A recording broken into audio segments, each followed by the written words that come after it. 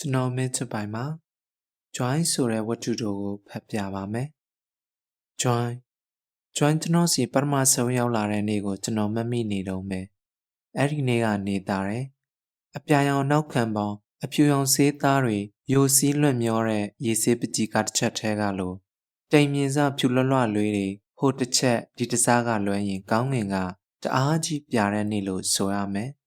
တက်တက်လွန်လွင်ဖြာကျနေတဲ့မနေ့ခင်းရဲ့နေအောင်ဟာနုနယ်လွန်းလို့ပဲလားနေချီဖြာမှာမေးမိတ်နေရတာတော့ပူနွေးမှုကိုသိမခံစားရဘူးတက်လွင်လက်ဆက်လာတဲ့နေအောင်ဟာသူထိခတ်ဖြတ်တန်းသွားတဲ့အရာမှန်သမျှကိုဖောက်ထွင်းလို့တပုံအလင်းပြန်စီလို့တစ်မျိုးနဲ့ခုနှစ်ရောင်သွဲအလင်းတန်းတို့နဲ့တစားစင်ကတောက်ပနေခဲ့တယ်နေရောင်အောက်မှာအငွေ့တထောင်ထောင်ထားနေတာကိုမြင်ရတဲ့ကော်ဖီခွက်ကိုနေရာပြန်ရွှေ့လိုက်ပြီးတဲ့အခါမှာတော့ကျွန်တော်ရဲ့မနက်စာကအဆင်သင့်ဖြစ်သွားခဲ့တယ်။မနက်စာမစားခင်မှာအမြင်လားဖို့အတွက်ပါပြင်တာမဟုတ်လားလို့မေးရင်အဲ့ဒီမေးခွန်းအတွက်မဟုတ်ဘူးရဲ့လို့တော့မငင်းချင်ပါဘူး။ဒါပေမဲ့ဓာတ်ပုံရိုက်ဖို့အတွက်လည်းမဟုတ်ဘူးဆိုတာတော့သိကြတယ်။ဘာဖြစ်လို့လဲဆိုတော့ထောပတ်သည့်အစိမ်းရောင်အောက်ခံပေါ်မှာ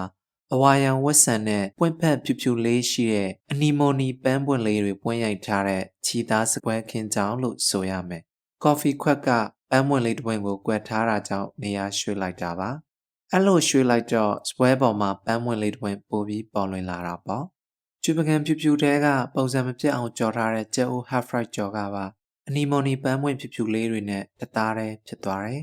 ။မနက်စာကိုတေချာကြားနာပြင်ဆင်ပြီးတဲ့အခါ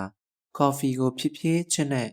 နှငုံလောက်ဆက်တိုက်တောက်လိုက်တယ်။နှွေးထွေးမှုနဲ့သင်ပြတ်မှုကိုတပြိုင်တည်းရရှိသွားစေတဲ့ကော်ဖီရဲ့အရသာကိုခံစားရင်းအပြာရောင်လွင်ပြင်ကိုငေးကြည့်လိုက်တဲ့အချိန်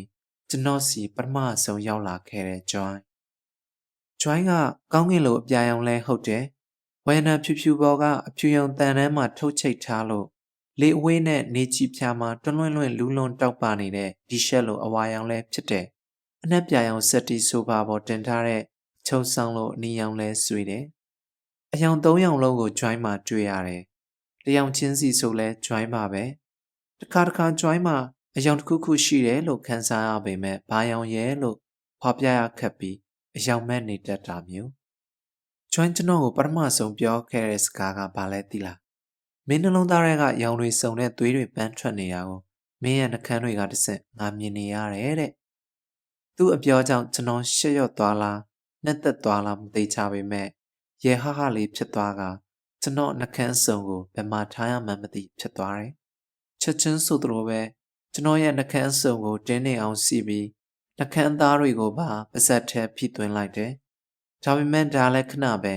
ကျွန်တော်အကြာကြီးနှကန်းတွေကိုမဝတ်ထားနိုင်ခဲ့ဘူး။ဖိအားကြောင့်သွေးလက်ပတ်မှုနေရကနေနှကန်းအသားရဲ့သွေးကြောမြစ်ထဲရုပ်ချီဆိုသလိုသွေးတွေလက်ပတ်ဝင်ရောက်မှုကြောင့်ပန်းရောင်ပိုရင့်သွားမဲ့နှကန်းအစုံကိုတွေးနေတဲ့ Joy ကိုမရင်ဆိုင်ရဲတာနဲ့ကျွန်တော်မျက်လုံးကိုပဲမိတ်လိုက်တယ်။မင်းရဲ့သွေးတွေအယောင်ဘလောက်စုံလဲသိချင်ရင်မင်းနှလုံးသားထဲကပန်းထွက်နေတဲ့သွေးတွေကိုမင်းလက်နဲ့ထိကြည့်ရောင်စုံပန်းတွေဖြစ်သွားတဲ့အခါအဲ့ဒီရောင်တွေကိုမင်းတွေးလိုက်မှသိလားလို့မျက်လုံးမိတ်ထားတဲ့ကျွန်တော်အနာကိုကပ်လာပြီးတူတူလေးပြောခဲ့တယ်။အိုးဖျားကြီးဖျားတဘာဘာတော့သိမှာပဲလို့ကျွန်တော်ကအော်ရဲရေရော့ကမျက်လုံးကိုမဖွင့်သေးပဲအမြန်နှုံးမြင့်နေတဲ့နှလုံးပေါ်လက်နှစ်ဖက်ကိုတင်ပြီးစက်တီကြောမိပေါ်လဲချလိုက်မိတယ်။လဲချပြီးသွားတဲ့အထိ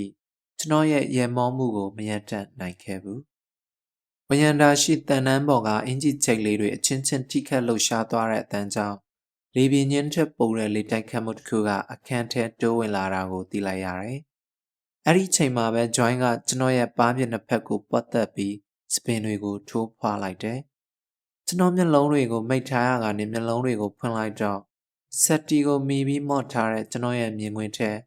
မျက်နှာကျက်ဖြူဖြူမှာတွဲလောင်းကျနေမဲ့ပန်ကအစား Joy ကိုတွေ့လိုက်ရတယ်။ Joy ကကျွန်တော်ပိုအုံမိုးကြည့်ရင်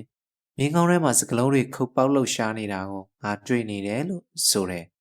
။အဲ့ဒီကစလို့ Joy ဟာကျွန်တော်စီကြုံတဲ့အကြောင်းမကျပဲရောက်လာလေးရှိတဲ့ဧည့်သည်တစ်ယောက်ဖြစ်လာခဲ့တယ်။သူဟာဘာဖြစ်လို့ Joy ဖြစ်နေတာလဲလို့မသိပေမဲ့သူဟာ Joy ဖြစ်တယ်ဆိုတာတော့သူသိတယ်တဲ့လေ။ငါထင်ပြောရရင်ငါအမင်းစီမြဲရောက်ဖြစ်မှာလို့သူပြောခဲ့တယ်လို့ပဲ Joy ဟာမကြဆိုသလိုကျွန်တော်စီရောက်လာလေးရှိတယ်။ဘယ်တော့ကရဲလို့မမှတ်မိတော့ပေမဲ့ ငါရောမင်းကိုဖိတ်ခေါ်ခဲ့မိလို့လားလို့ကျွန်တော်ကတအပ်တော်မေးခဲ့ဖူးတော့ကသူဘာပြောလဲဆိုတော့မင်းစီကိုငါရောက်လာဖို့အကြောင်းရင်းတွေကိုမင်းများကြီးလုပ်နေလို့ပေါ့တဲ့သူရဲပြီးပြောခဲ့ပေမဲ့အဲ့ဒီအကြောင်းကိုပြောတော့ကသူတကယ်ပဲစိတ်ပျော်နေခဲ့လားဆိုတာကိုခံမှန်းရခက်တဲ့ဟန်ပန်မျိုးနဲ့ပြောခဲ့တာတခုရှိတယ်ငါအတွက်ကလူတိုင်းစီသွားဖို့ခက်တယ်ငါကအခုခေတ်မှာပေါ်ပူလာသိမ့်မဖြစ်တော့ဘူးလို့ပြောရမှထင်တယ်ဟုတ်ဘူးခေတ်တိုင်းလိုမှာပဲအဆုံးမဲ့တဲ့အလိုဆန္ဒတွေကြားမှာငါကလူကြိုက်သိမ့်မများဘူးငါထက်တခြားသူတွေကဟိုလူစီသွားလိုက်ဒီလူစီသွားလိုက်နဲ့ပို့အလုပ်ရှုပ်တယ်ငါထင်တာမမှားဘူးဆိုရင်ငါတို့ထဲမှာအန်ကာကဟစ်ပစ်ဆုံးပဲနေမှာလို့ဆိုပြီးတော့ပေါ့ဘယ်လိုအချိန်မျိုးမှာမင်းငါးစီကိုလာလို့မရတာလဲလို့ကျွန်တော်မေးခဲ့တော့ကသူကခက်ဖြော့ဖြော့အတန်လေးနဲ့မင်းမလို့အပ်ရင်ပေါ့လို့ဆိုတယ်ငါဘလို့ချိန်မျိုးမှာမင်းကိုမလို့အပ်ဘူးဖြစ်မလဲသိလားလို့ထပ်မေးတော့အဲ့ဒါတော့ငါမသိဘူးမင်းနဲ့ပဲဆိုင်တယ်အဲ့ဒါဟာငါဝင်ဆွက်ဖက်လို့ရတဲ့အရာမျိုးမဟုတ်ဘူးလို့ဆိုခဲ့ဖူးတယ်ဒီနေ့ဘယ်ချိန်မှသူလာရမှာဖြစ်ပြီးဘယ်ချိန်မှသူကမရှိရမှာကိုအတိအကျအပိုလိုမရှိသိသွားပြီဖြစ်တဲ့ join ကကျွန်တော်ကိုမေးခွန်းတစ်ခုမေးတယ်ကျွန်တော်ကဘာဖြစ်လို့မင်းလာလို့ရတယ်မရဘူးကငါနဲ့ဆိုင်ရတာလဲလို့သူနဲ့ညှင်းပွားနေတော့မှသူကရုတ်တရက်မေးခဲ့တာပေါ့ကောင်လေးတယောက်ကိုမင်းရင်ခွင်တဲ့ထွေးပွေထားနိုင်တဲ့အခြေအနေမှာရောမင်းငါကိုလိုအပ်လိုက်အောင်မလားလို့ join ကကျွန်တော်ကိုမေးတာအဲ့ဒီလိုဆိုမင်းငါတို့နားကနေခွာနိုင်မှာတော့မဟုတ်ဘူး join လို့ရှယ်မောကကျွန်တော်ဆိုတော့ join ကကျွန်တော်မျက်လုံးအစုံကိုစူးစူးဆက်ဆက်ကြည့်ပြီးဘာပြန်ပြောလဲသိလားမင်းသေးချလို့လားတဲ့